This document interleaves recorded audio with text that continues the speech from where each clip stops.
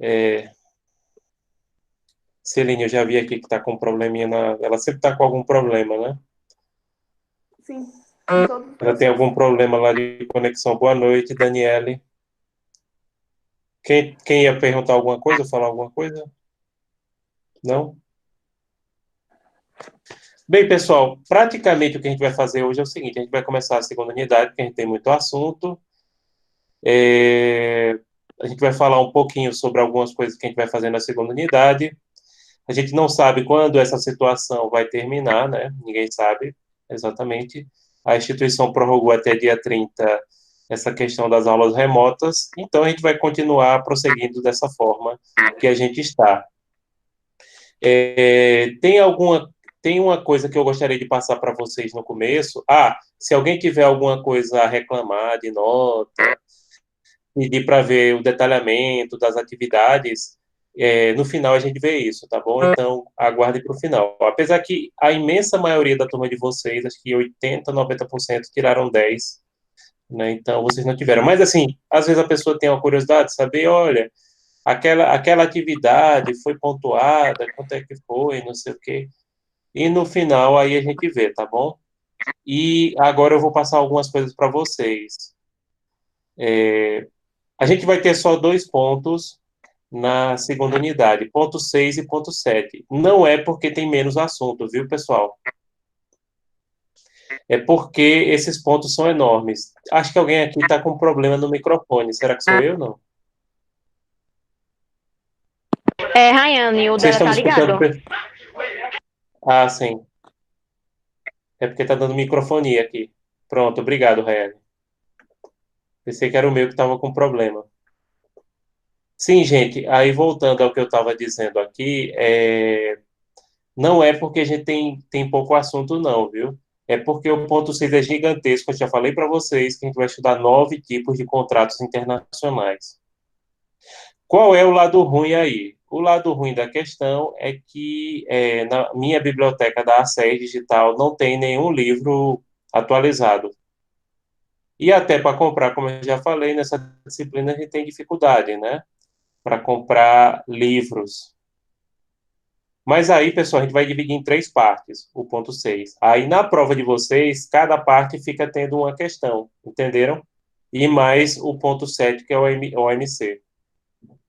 Então, aí vai ter ponto 6 parte um, ponto 6 parte 2, ponto 6 parte 3.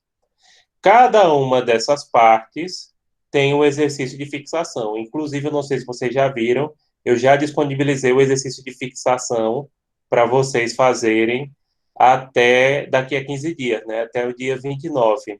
Então, são 5 questões, ali soma meio ponto extra. Porém, além de somar meio ponto extra, e aí perceba, você tem 2 pontos extras, porque vão ser 3 partes do ponto 6 e uma parte do ponto 7. Então, aí são 2 pontos. Os exercícios de fixação, pessoal, não importa a quantidade de acertos, não, viu? Quem fizer, tira meio ponto. E também quem não fizer, leva 2 faltas, tá? Então façam. Apesar que o problema não é com a turma de vocês. A turma de vocês, praticamente todo mundo fez todo isso, a maior parte dele. Acho que pouca gente não fez assim. É porque eu tive turmas que, por exemplo, teve pessoas que não fizeram nenhum exercício de fixação. E, na verdade, a instituição, nas diretrizes, mandou que a gente, cada aula, cada ponto que a gente desse, no caso eu estou seguindo isso pelos meus pontos, né? A gente passasse um pequeno exercício de fixação e atribuísse alguma nota a ele. E teve aluno que não fez. Não fez. Na turma de vocês, como eu disse, não é problema da turma de vocês. No caso da turma de vocês, todo mundo fez, tranquilo, praticamente algum esqueceu um ou outro exercício, mas é uma coisa assim isolada, não é geral. Agora tem umas turminhas aí que tá difícil. E aí, gente, então é isso. Fiquem ligados nessa questão do exercício de fixação. Pronto, uma coisa de antemão. O exercício de fixação eu passo a cada o prazo de 15 dias, a partir do momento que eu iniciei esse ponto. O ponto de hoje, com certeza, não termino hoje. Até porque esse ponto 6, a parte um tem a parte introdutória e aí tem 2 contratos, de compra e venda e de transferência de tecnologia. Então, ele é um pouquinho maior. Eu também disponibilizei os slides lá. E ele tem a questão das cláusulas incoterms. Cláusulas incoterms, pessoal, não existe nenhum livro no Brasil, com exceção de uma apostila que eu achei de comércio exterior e que eu disponibilizei para vocês, que está atualizado, tá? Mas livro acadêmico não tem, não. Mas aí eu não sei se vocês viram, junto desse de fixação, está uma apostila de comércio exterior que fala das cláusulas incoterms na edição 2020. Então, eu deixei também disponível para vocês, tá? Para vocês darem uma olhadinha, vocês vão estudar. Eu não sei se a professora Rossana de Comércio Exterior vai detalhar as cláusulas incoterms para vocês, mas de todo jeito vocês já viram isso com a minha disciplina. Qualquer coisa, acho que ela vai passar isso para vocês no próximo período. Você já diz, não, a gente já viu com o Emerson, só dá uma revisãozinha, né? Mas a gente já viu esses detalhes do que são cláusulas incoterms e as cláusulas incoterms atualizadas comigo. E aí vocês podem guardar essa apostila que a gente está deixando. Outra coisa, eu também deixei um exercício, esse vale um ponto, sobre a questão da responsabilidade internacional da China em relação à pandemia do coronavírus, que foi até objeto de webinário do curso de Direito, né? O curso da DRI vai fazer um webinário também, mas esse foi do curso de Direito, e eu fiz um vídeo de 37 minutos falando sobre o tema, aprofundando, explicando o que é responsabilidade internacional. Obrigado, Elton, que você tenha gostado. Até porque eu sei que esse assunto de responsabilidade internacional, na área de direito internacional, é um dos assuntos que vocês menos gostam, porque, de fato, é muito árido, assim, do ponto de vista jurídico, e eu tentei fazer uma coisa, assim, que não só vocês pudessem entender, mas também de uma forma didática que uma pessoa leiga, e aí, especificamente, leia a minha esposa e o meu sogro, pudessem compreender, porque eu recebi um videozinho de 5 minutos, muito bem produzido por jornalista, acusando a China de responsabilidade internacional, enfim, uma coisa do tipo. Aí, imagine, eu tive que fazer um vídeo de 37 minutos para analisar a questão. Os caras fazem um vídeo de 5 minutos, muito bem narrado, por profissional de comunicação, acusando. E as pessoas, infelizmente, no nosso tempo hoje em dia, as pessoas acham que questões complexas têm respostas fáceis. Por isso que a gente vive num período da chamada República do Zap Zap, né? Então, é uma situação de tristeza. E aí, pessoal, vocês teriam alguma questão agora no começo sobre essa questão de trabalhos, etc., de provas? Vocês entenderam, né? Então, a gente pode começar a apresentação desse ponto 6. Aí, quem tiver, quiser saber detalhamento de prova, tiver reclamação, no final, vocês deixam para o final, tá bom? Pronto, a partir desse momento eu vou começar a apresentar, lembrando que quando eu estou apresentando, eu não consigo ver o chat. Aí, ou vocês me perguntam no áudio, ou pedem para algum colega perguntar, porque às vezes o áudio do computador que a pessoa está usando não é bom, então, eu está com problema, mas aí vocês pedem para algum colega perguntar. Gente, esse ponto 6 é o maior ponto da disciplina, é o mais importante também, e a gente trata de contratos internacionais em espécies. Esse é a parte 1, vão ser 3 partes. Cada parte eu vou disponibilizar aos poucos, né? E aí, com cada parte, a gente coloca também um exercício de fixação valendo meio ponto. Não importam se acertem ou errem o exercício de fixação.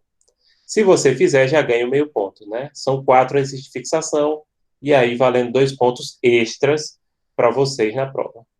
Bem, contratos internacionais em espécie. Gente, na Biblioteca Digital da SES não tem nenhum livro atualizado sobre contratos internacionais e nem na física, viu? Infelizmente, não se procuram fazer atualizações desses livros. A atualização eu faço no meu roteiro, pesquisando nas diversas fontes, pesquisando na internet, mas assim, não tem um livro, esse livro aqui está atualizadinho, não tem não. Então, antes da gente entrar em contratos, vamos falar um pouco de cartas de intenções, memorandos e protocolos, que são documentos produzidos durante a fase negocial. O contrato internacional, lembrando, é aquele que vincula, que tem um elemento de extraneidade. Inclusive, acho que foi até, não sei se foi Evelyn que perguntou o que era elemento de extraneidade na unidade passada. É alguma coisa que liga dois ordenamentos jurídicos. Tanto pode ser empresas de países diferentes, quanto, por exemplo, a execução do contrato ser em lugar diferente, de países diferentes. Enfim, elemento de extraneidade é um elemento que liga dois ordenamentos jurídicos. No começo, antes de celebrar o contrato, a gente tem uma fase negocial. Nessa fase negocial, são produzidos documentos como cartas de intenções, memorandos, eles servem de prova, mas ele ainda não vinculam as partes.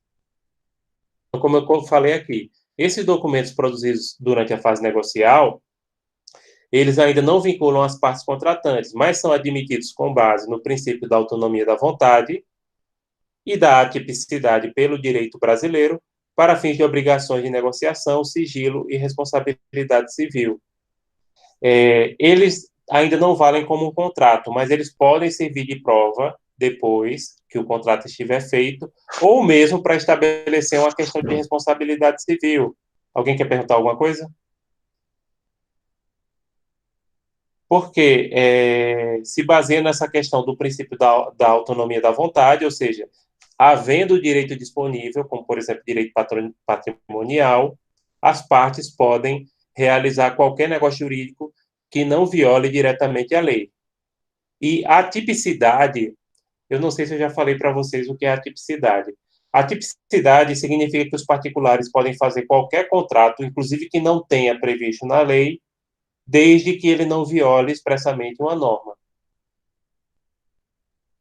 Isso decorre de um princípio constitucional que estabelece o seguinte, acho que vocês já viram falar e talvez eu já tenha já tenha falado com vocês. Ninguém será obrigado a fazer ou deixar de fazer alguma coisa a não ser em virtude da lei. Agora, repare, esse princípio da atipicidade, ele é válido para particulares, empresas, as pessoas naturais, né? Porque se for o Estado, qualquer ente estatal, ele só pode celebrar negócio jurídico se estiver previsto expressamente na norma. Aí não vale o princípio da atipicidade.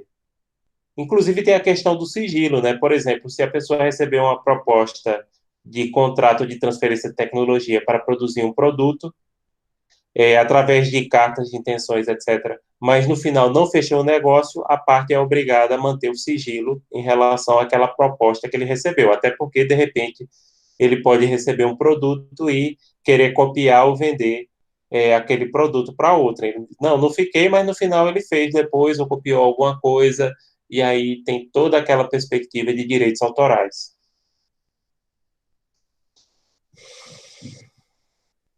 A doutrina diferencia os pré-contratos ou contratos preliminares e acordos provisórios. Acordo provisório possui caráter eventual, né? Criando um vínculo obrigacional eventual que somente vigora após o contrato definitivo. Esses acordos provisórios, eles são mais comuns, por exemplo, na elaboração de obras, na construção, no qual você faz um acordo, um contrato provisório antes do definitivo. Por exemplo, na hora Pronto, isso ocorre, mas aí é em relação a pessoas naturais. Mas aí, para vocês terem ideia, por exemplo, quando a pessoa compra um apartamento na planta, ou quando a pessoa celebra um contrato para fazer uma construção, por exemplo, com a empreiteira internacional, e aí tem esse pré-contrato, que é para começar a obra, e no final aí celebra o definitivo para repassar aquela construção. Acho que vocês já viram falar disso, né? Que às vezes as pessoas falam comprar na planta. O pré-contrato, por sua vez, que é uma situação mais definitiva, né? Ele gera uma obrigação de fazer o contrato principal definitivo nos termos do artigo 462 do Código Civil Brasileiro. Então, se fazendo o contrato, o pré-contrato, tem que fazer o definitivo. A responsabilidade, por sua vez, pré-contratual, ela é limitada pela culpa extracontratual, segundo a responsabilidade aquiliana. Em vista da falta de boa-fé e lealdade da parte, na negociação contratual. Deixa eu traduzir isso para o português. Antes do contrato estar pronto, aí a responsabilidade ela segue os ditames da responsabilidade civil geral, que seria justamente em relação a essa responsabilidade aquiliana, ou seja, aquela determinada pelo Estado. Isso tem a ver com direito romano, viu? Por isso que é aquiliano.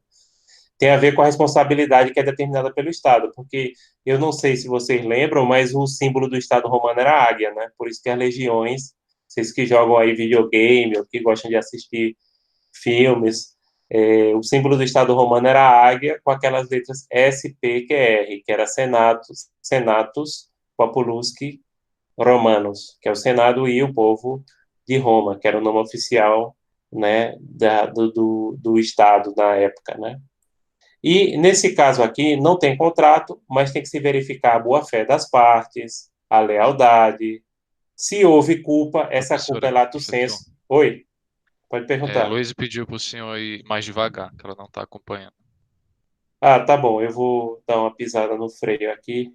É porque às vezes a aula online ela é mais, não sei se é fluida, ou não sei, do que. Pronto, eu vou voltar um pouquinho e falar um pouquinho sobre essa responsabilidade pré-contratual, né? Essa responsabilidade pré-contratual, pessoal, ela é determinada pela legislação do Estado, resumindo, é isso. Aquela questão que eu estava falando chama-se aquiliana, porque teve origem na Roma antiga e o símbolo do Estado era a águia. Então, nesse caso, a responsabilidade pré-contratual é quando ela ocorre a culpa, gente. Culpa, aí, é a culpa em sentido amplo, que junta o dolo, que é a intenção, a má-fé, a intenção de causar o dano, e aquela culpa que a gente chama de culpa stricto sensu, que é formado pela negligência, imprudência ou imperícia. Pronto. Aquele vídeo que eu deixei em relação à China, também é bom que vocês assistam, porque eu detalho bem essa questão da culpa. Né? Eu falo no início sobre responsabilidade, eu digo quais são os tipos de culpa, né, que se tem, e aí a culpa stricto sensu, ou seja, você não tinha intenção de causar o dano, mas você causou o dano ou porque você foi imprudente, ou porque você foi negligente, ou porque você agiu com imperícia. E claro, tem a má-fé que é o dolo. Má-fé e dolo é a mesma coisa, ou seja, aquela intenção mesmo de você causar o dano, de você causar o prejuízo.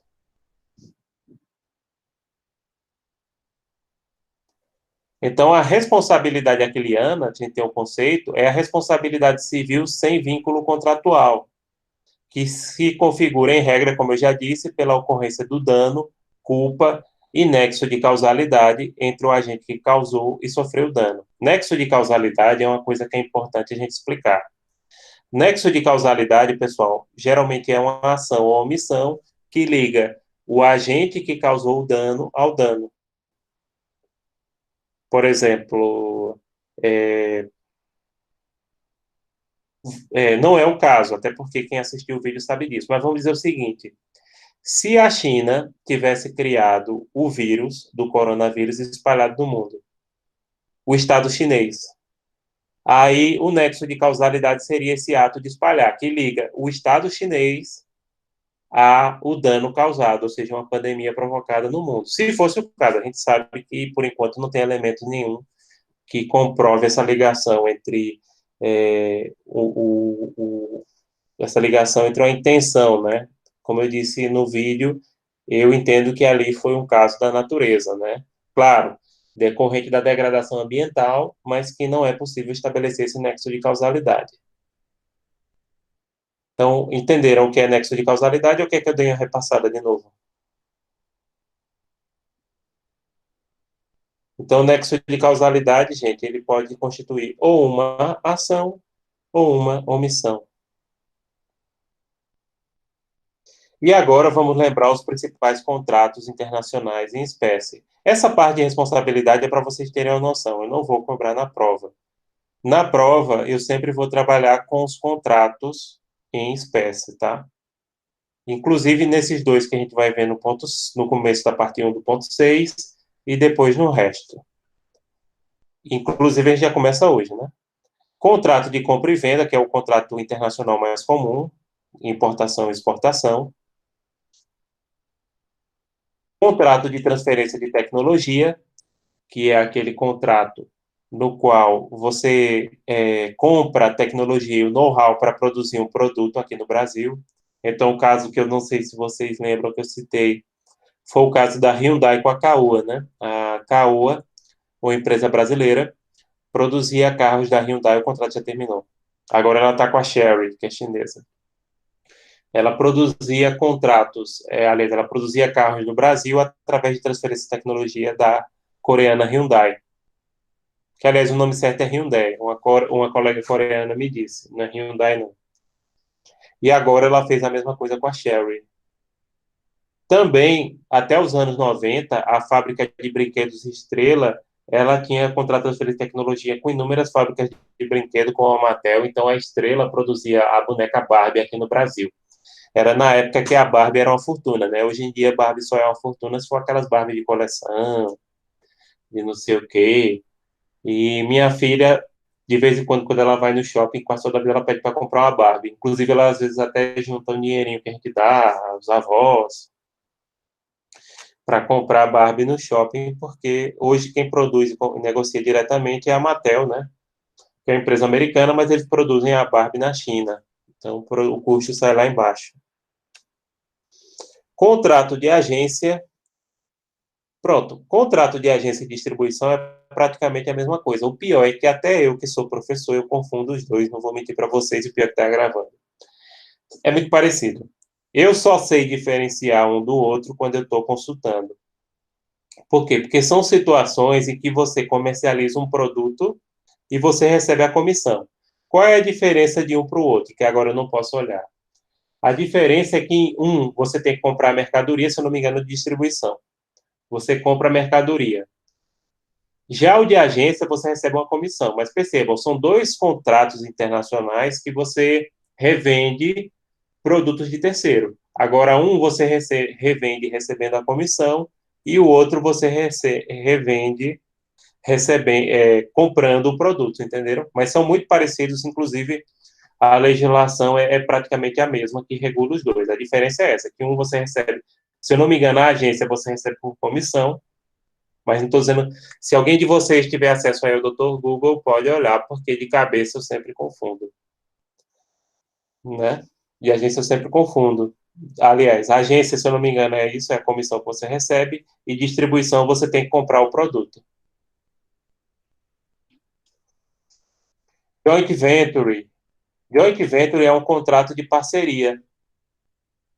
Pode ser feito em indústrias, pode ser feito em obras públicas ou obras grandes em geral, mas geralmente é quando duas ou mais empresas se juntam, pode ser criada uma nova empresa ou simplesmente ter uma parceria para realizar aquela atividade. Por exemplo, a construção de uma usina hidrelétrica é muito comum formar joint ventures, porque é uma obra muito grande, né? Às vezes tem que até deslocar cidades, como aconteceu com a minha, né? Você muda uma cidade de um lugar para o outro, então não dá para uma empresa só fazer. Ou então, às vezes, como ocorreu, por exemplo, com a Volkswagen e a Ford, e parece que eles estão querendo fazer de novo, nos anos 80 ocorreu aqui na América Latina uma parceria devido à situação de crise, então eles trocavam peças de veículos, motor, pegavam o motor do Gol, botavam no Escort, acho que vocês não sabem nem o que é Escort, mas deixa para lá. Isso é um joint venture, entenderam? Então era uma parceria que teve entre duas ou mais empresas. Franquia, que todos vocês sabem o que é, né? A franquia internacional mais conhecida é McDonald's. Aliás, tem um filme muito bom sobre o McDonald's na Netflix, né? Fome de Poder. Não sei se vocês já assistiram.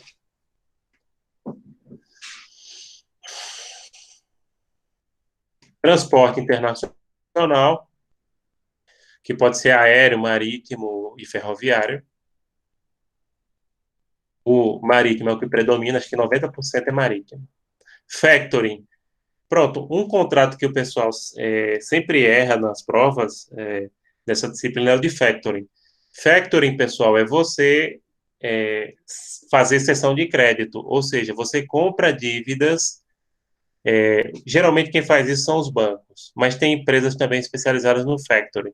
Você compra dívidas de empresas e você faz a cobrança, entendeu? você desconta um valor. Pronto, isso é muito comum no direito interno também. Quando você tem aquelas empresas de cobrança, entenderam? Elas geralmente já negociaram, já pagaram a dívida, e aí, de acordo com o perfil, eles cobram a taxa em relação a isso. Eles têm um cálculo aí do quanto eles poderão receber ou não. Então, isso é factoring. Leasing. Leasing é uma espécie de arrendamento, é uma espécie de arrendamento, só que não é um aluguel comum, é uma mistura de aluguel com financiamento. O leasing é muito usado para maquinário pesado, caminhões, vans, geralmente veículos de valor elevado. Antigamente usava para tudo, mas agora não. No leasing é o seguinte, você paga, como se você pagasse, por exemplo, se você comprar um carro, um caminhão no leasing, você paga todo mês uma prestação como se fosse financiamento, só que formalmente o veículo ainda não é seu. No final, você paga um resíduo ou devolve o bem. Basicamente é esse o leasing. Mas não se preocupe não, a gente vai ver detalhadamente e exaustivamente as características de cada contrato desse aqui. Então, vamos começar hoje pelo contrato de compra e venda, né? O contrato de compra e venda, como eu falei, é o instrumento mais utilizado no comércio internacional, onde comumente se usa o contrato tipo e as cláusulas padrão, como os incoterms da Câmara do Comércio Internacional, ICC, que vocês fizeram um ótimo trabalho na primeira unidade. Então, a maior parte dos contratos de compra e venda no âmbito internacional seguem as cláusulas incoterms. Além disso, pessoal, o contrato de compra e venda também pode ser regido pelo direito interno de algum país ou por algum tratado. Claro, também pode escolher, mas tem mais voga as cláusulas incoterms. Porém, pode ocorrer de ser regido pelo direito de algum país ou até mesmo por algum tratado. No caso, tratado seria um citral. O tratado da UNCITRAL. O Brasil ratificou a Convenção de Viena sobre compras e vendas de mercadoria de 1980, denominada UNCITRAL, somente em 2014. Por isso que vocês vão achar muitos autores da área dizendo que o Brasil ainda não ratificou. Por quê? Boa parte desses livros, sejam da Biblioteca Digital da ACES, ou seja, da Biblioteca Física, eles são anteriores a 2014.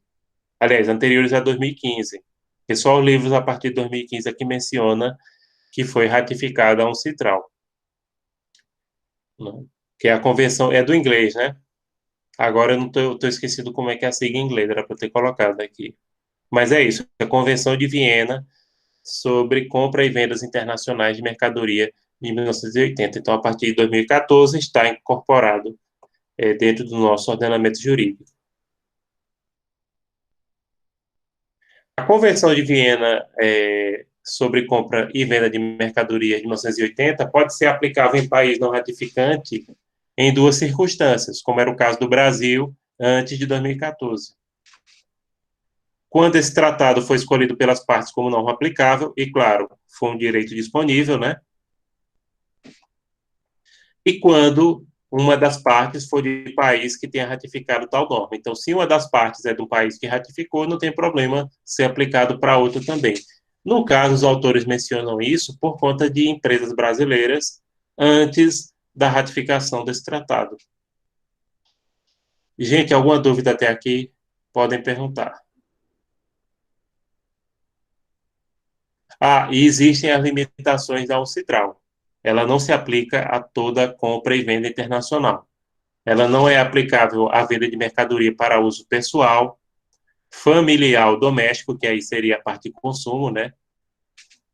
Venda em leilão judicial ou extrajudicial, valores mobiliários, como título de crédito e moeda, compra de navios, embarcações, aeronaves e comércio de eletricidade. No caso de navios, embarcações e aeronaves, eu acho que vocês lembram por quê, né? Eu falei isso em direito internacional privado. Mas se algum de vocês não lembrar, eu relembro. É porque estão lembrados que navios, embarcações e aeronaves são equiparados a bens imóveis devido ao seu alto valor, que qualquer navio ou qualquer aviãozinho vale uma fortuna. mesmo os pequenos, e eles são equiparados a bens imóveis para fins jurídicos. E sim, não entra a questão. Oi, pode perguntar. É que surgiu aqui a dúvida, já que eles são comparados a bens imóveis, eles também não sofrem com a queda de preços, com a desvalorização? Na mesma proporção, por exemplo, de que um automóvel, não, né? Sofre. Claro, tudo é sujeito à depreciação, inclusive uma casa, né? Geralmente a casa só se valoriza, mas, por exemplo, se você tem uma casa que você não cuida dela, que você deixa ela ao emboléu, que nem diz minha mãe, aí ela desvaloriza. Isso aí, pessoal, essa desvalorização, a gente chama depreciação, certo? O índice de depreciação, ele é muito maior no bem móvel do que no imóvel. E, claro, ocorre em relação a navios e aeronaves, mas numa proporção muito menor do que bens imóveis comuns, como carros.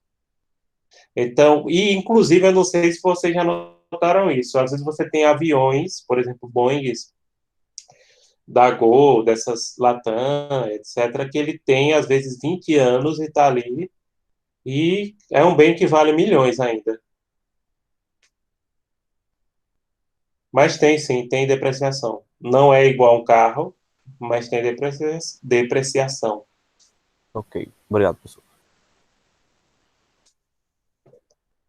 Bem, para o artigo 23 da UNCITRAL, o contrato de compra e venda está celebrado quando a aceitação da oferta se faz eficaz. Por quê? Contrato de compra e venda internacional, inclusive, gente, ele não precisa nem ser por escrito. Geralmente é. E geralmente ele segue e menciona as cláusulas incoterms, mas ele não precisa. Então, se houve aceitação da oferta, já é eficaz. Porque perceba, não precisa registrar em cartório, né? Não é que nem um contrato de compra e venda de um imóvel, já que a gente estava falando desse assunto, que só é válido se for registrado no cartório, nada disso. O que seria a oferta? A proposta de contrato feita a pessoa determinada, de forma precisa, designando seu objeto, mercadoria, quantidade e preço. Essa oferta, pessoal, ela pode ser feita até pela internet, por algum mecanismo informal. Não exige que seja uma coisa assim informal, entendeu?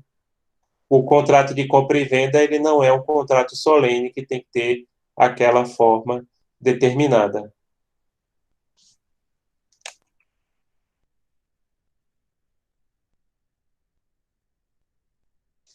Para o artigo 15 da UNCITRAL, a oferta se torna eficaz quando chega ao seu destinatário. Então, se você mandou aquela oferta, o destinatário recebeu, e dentro daquele prazo que você estabeleceu ele não se manifestou, aí o contrato não foi celebrado, ele precisa se manifestar, porque aí o contrato é considerado aceito.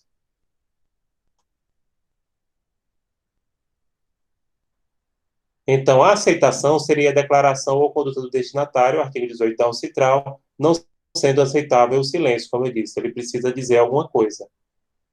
Eu acho, francamente, por exemplo, se a pessoa mandou pelo WhatsApp, não vou falar de WhatsApp, não, eu detesto WhatsApp.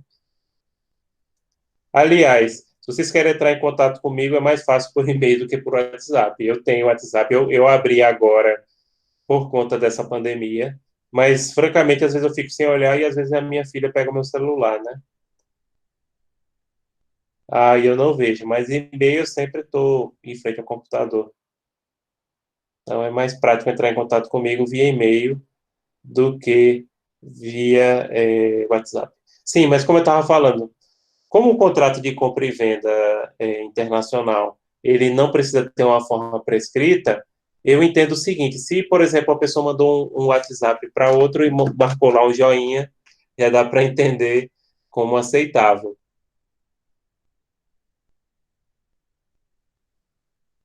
Quais são as obrigações básicas do vendedor para um Citral, né? Entregar as mercadorias, a documentação relacionada e transmitir a sua propriedade. Inclusive, existe alguma coisa que eu acho que vocês não ouviram falar ainda, ou talvez aqueles que estejam fazendo projeto na área já ouviram, que é aqueles documentos relacionados à declaração de conhecimento de mercadorias, né? A gente vai falar, inclusive, um pouquinho disso. que é considerado um título de crédito e que representa a mercadoria e pode ser negociado. Mas não se preocupem não, a gente vai falar um pouco sobre isso. Eu sei que vocês ainda não pagaram o comércio exterior, mas eu sei que alguns fazem projeto, têm interesse, ou até estagiam, trabalham na área. A obrigação do comprador é a seguinte: pagar o preço das mercadorias e recebê-las conforme a convenção da Uncitral e o contrato, né, nos termos. Mas é interessante, por isso que eu falei, não precisa do contrato, mas é interessante ter o contrato escrito. E, na prática, pessoal, o pessoal não usa nem tanto a Uncitral. A Uncitral é mais norma geral. Usam mesmo os contratos bases da ICC, da Câmara de Comércio Internacional. Ele já tem lá o contrato modelo. Então é bem prático.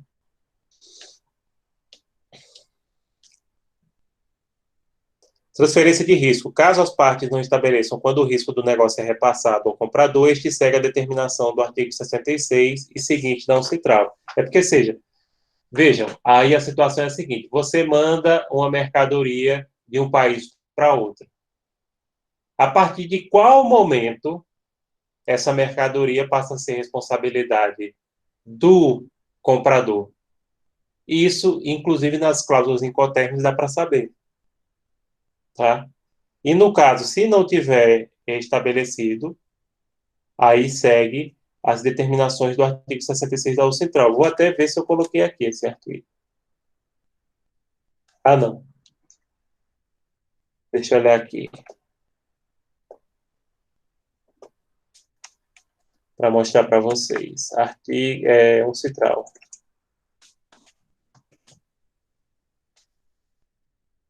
Uncitral.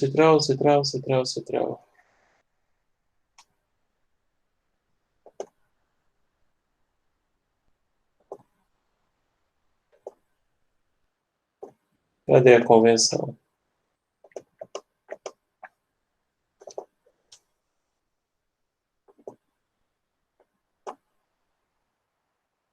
Uncitral, convenção.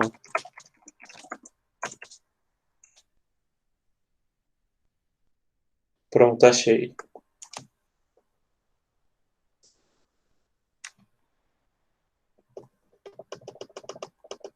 Artigo 66, cadê?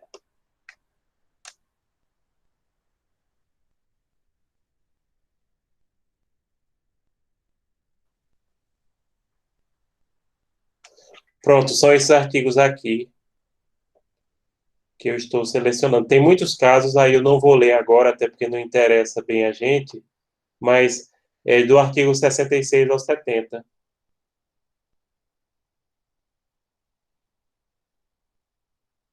Agora, repare o 67, só para a gente citar aqui rapidamente. Parágrafo 1º. Se o contrato de compra e venda implicar também o transporte das mercadorias e o vendedor não estiver obrigado a entregá-las em lugar determinado, correrão por conta do comprador os riscos a partir da entrega das mercadorias ao primeiro transportador, porque pode ter vários, né? Para serem transladadas ao comprador nos termos do contrato. Se o vendedor estiver obrigado a entregar as mercadorias ao transportador em lugar determinado, os riscos só se transferirão ao comprador quando as mercadorias forem entregues ao transportador naquele lugar. O fato de estar o vendedor autorizado a reter os documentos representativos das mercadorias não prejudicará a transferência do risco. Então, são 4 artigos que vocês podem conferir. Artigo 66 ao 70, eu não quis entrar muito no detalhe, porque não interessa muito a gente não, tá? Quer dizer, interessa quem for trabalhar, mas é só para mencionar a vocês, porque tem muitos detalhes e a gente já tem muito assunto. Então, eu preferi falar logo das cláusulas incoterms. Então, vamos falar. Tem alguma dúvida sobre a questão da Uncitral? Não. Inclusive, pronto! Uma coisa que seria interessante, se vocês quiserem, eu posso disponibilizar o tratado também, se interessar. Mas, assim, eu não vou explorar, não, para dizer a verdade. Eu vou trabalhar em cima das cláusulas incoterms, porque elas são as mais utilizadas e vocês vão ouvir falar delas bastante na parte de comércio exterior. É porque elas acabam sendo mais usadas que as incoterms, e elas são mais objetivas. Aliás, os incoterms são mais objetivos, entendeu? De cara, pelo Incoterm utilizado, já dá para saber em relação a essas obrigações de transferência de risco, de quando é que o comprador passa a ser a responsabilidade daquela mercadoria, de quando era para o vendedor. Entenderam, pessoal? Pronto, podemos falar de Incoterms, né? Os Incoterms, International Commercial Terms, foi criado em 1936 pela Câmara de Comércio Internacional, ICC, e a versão recente data do ano 2020. Eu deixei lá junto ao exercício de fixação dessa primeira parte uma apostila feita por um profissional de comércio exterior sobre os Incoterms de 2020. Houve mudança, viu? Aconteceram algumas mudanças e por isso que é interessante.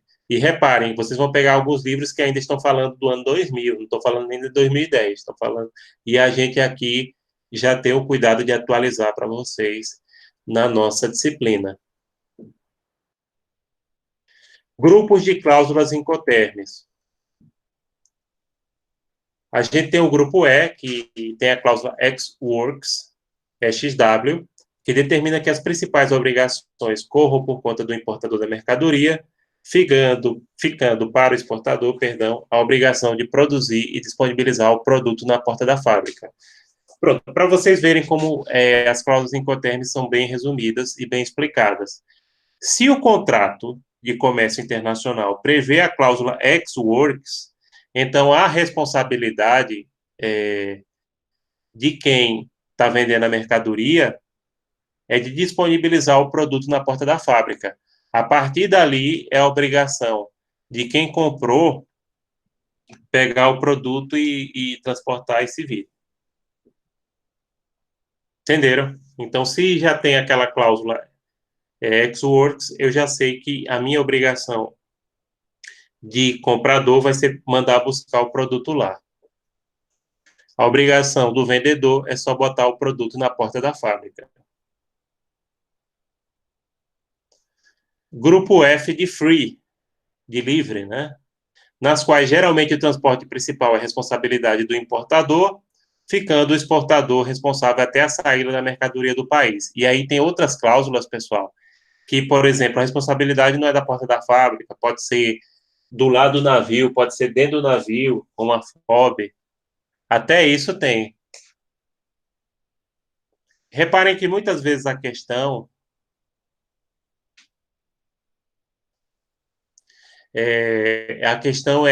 onde começa a responsabilidade de quem está comprando a mercadoria e onde termina a responsabilidade de quem vendeu a mercadoria. Por exemplo, na cláusula FCA, que é Free Carrier, que é franco transportador, o transporte é gratuito não, né? Está incluído na responsabilidade de quem está vendendo até um local designado, que o comprador aí, eles combinaram um lugar. Aí, beleza, pronto, até aquele lugar ali vai a responsabilidade de você já está incluído no preço. Não é que é de graça, apesar do termo free ou franco. É porque o preço do produto, entenderam o que eu estou falando? O preço do produto inclui o transportador até um local que foi designado, que é essa cláusula FCA. FAS, ou FAS, que é Free Alongside Ship, que é franco ao longo do costado do navio, no porto de embarque designado. Pronto. Aí a responsabilidade de quem vendeu vai até ali na beirinha do cais, por exemplo, colocar o container até ali na beirinha do cais, ao lado do costado do navio. Vocês já foram para a Suape ou não? Não. Não, professor. Não. Tem que Não. fazer a viagem, né, para ver lá. Que aí vocês vão ver um pouco disso. Deixa essa loucura terminar, acho que o segundo semestre dá para vocês fazerem, porque vocês já estão no quinto período, né? Cláusula FOB, que é uma das mais conhecidas, que é Free on Board, franco a bordo, né? Nesse caso, pessoal, a responsabilidade de quem vendeu a mercadoria vai até a bordo do navio, ou seja, dentro do navio, no porto de embarque designado, por exemplo, na SWAP. A obrigação de quem vendeu é colocar a mercadoria dentro do navio. A partir dali, se vire o comprador.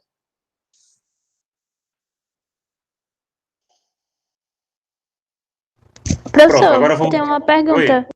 Eu tenho uma pergunta certo, pode sobre perguntar. o FCA. Ele é até o destino final que o exportador tem responsabilidade ou é um local É um marcado? local designado. Pode ser o destino final, mas é um local designado, entendeu? Que foi combinado entre as Entendi. partes. Aí quer dizer, Entendi. no preço da mercadoria, não esqueça disso que eu estou falando, que vão dizer, senão vocês podem na prova colocar que é de graça. Não, é porque o preço já inclui até aquele local que foi designado. Entendi, Entenderam? entendi. Obrigada. Porque de graça eu não sou liberal, mas de graça, vocês sabem, não tem quase nada. Eu não vou dizer que não tenha nada, mas não tem quase nada. Terceiro,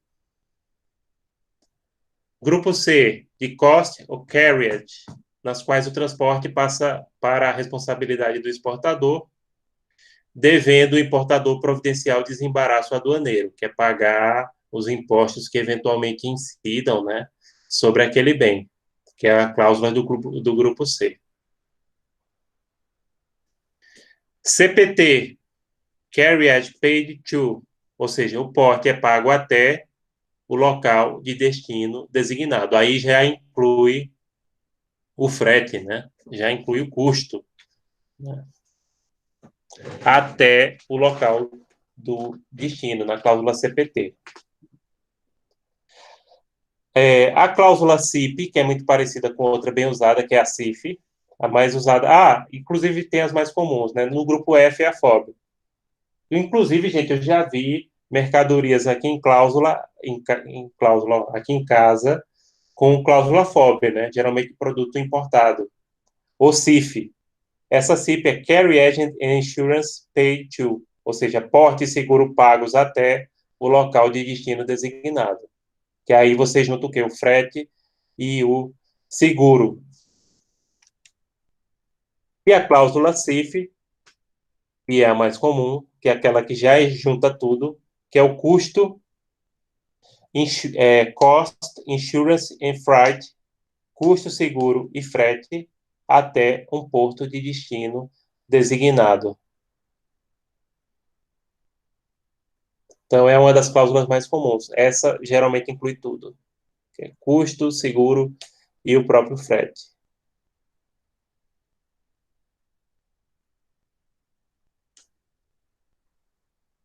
Aí, CFR, que é Cost and Freight, que é custo e frete, mas não tem o seguro, né? Vai até o porto designado, aí só não tem o seguro, porque geralmente vocês sabem que essas mercadorias transportadas no internacional tem que ter um seguro também, né? Então, aqui não tem o seguro. Na mercadoria, percebam, já está incluindo o custo e o frete, mas não o seguro. Se for a CIF, já está tudo. Pronto, a mais completa desse grupo C seria a CIF mesmo, né? Porque ela junta tudo.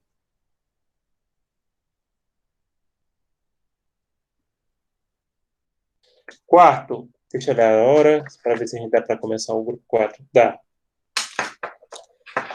Quarto grupo, que é o grupo D, de delivery, conhecida como cláusula de chegada, né? Determina a responsabilidade do exportador até o país do importador. Ou seja, vai até lá dentro do país de origem, dando mais responsabilidade ao primeiro, ou seja, ao exportador. DAP, inclusive está faltando E aqui. Delivered, me ajudem aí na pronúncia, gente. Meu inglês está falhando.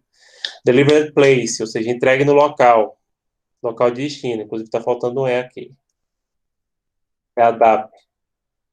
DPU, delivered at place unloaded, entregue no lugar desembarcado, que é o local de destino nomeado, né? Que aí já junta o preço da entrega.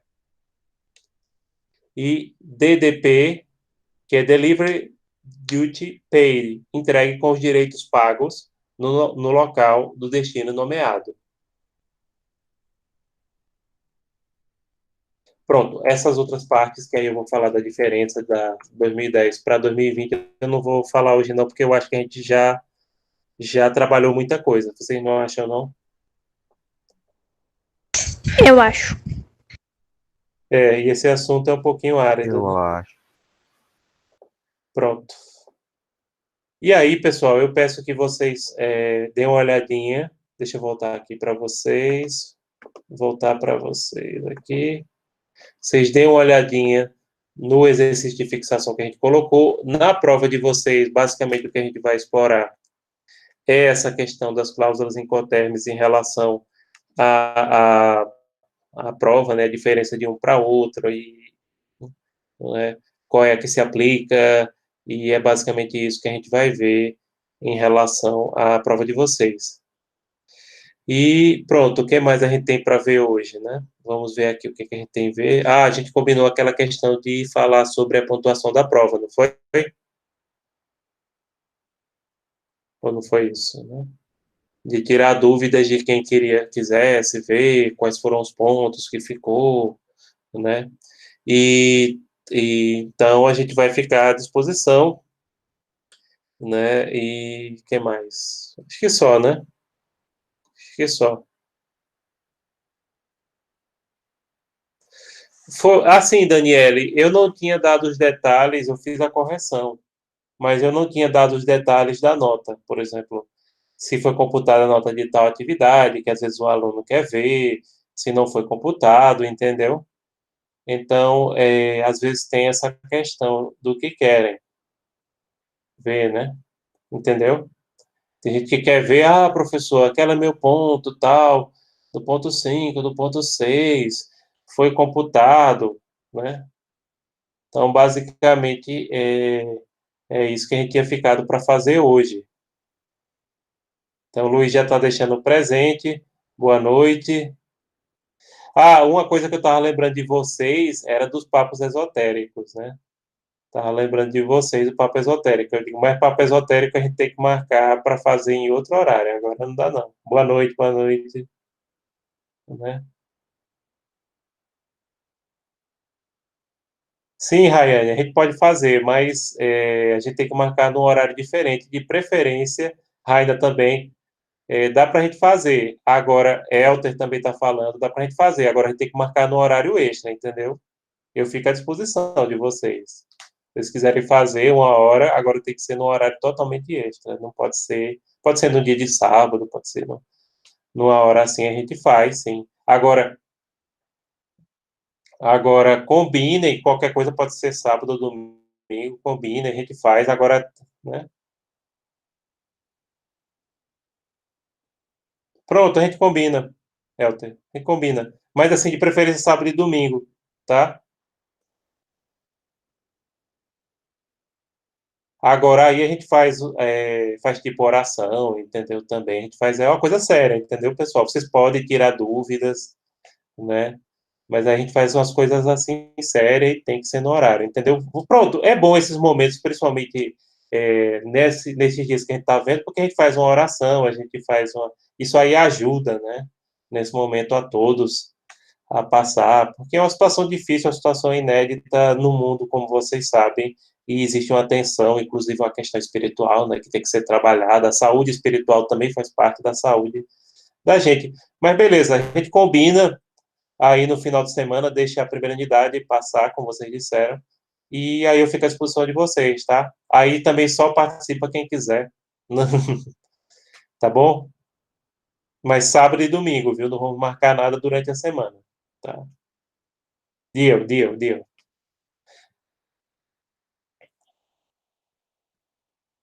A gente faz esse momento. Sim, Raiane, pode ser um horário assim, tarde, noite, desde que a gente combine. Então, boa noite, boa noite. Se alguém quiser tirar alguma dúvida, obrigado, Daniela. Obrigado vocês.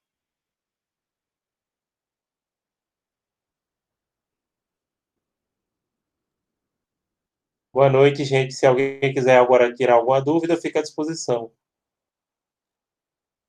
Boa noite, boa noite. Boa noite, Hilton. Abraço. Boa noite, Raina.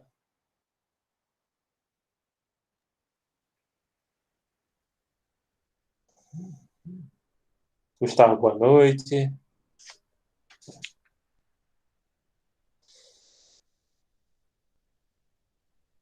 Ah, obrigado, Renan. E olha que o tema não é tão bom, não.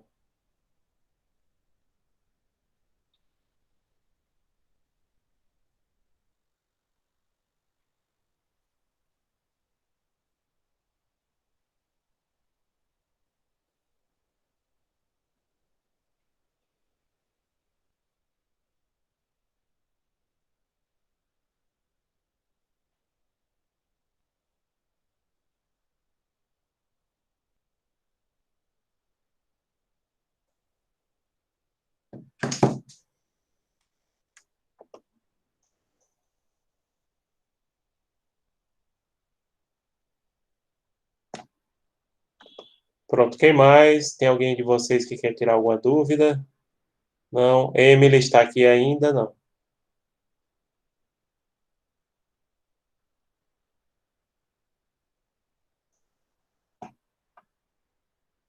Então, gente, quem quiser falar alguma coisa, fica à disposição.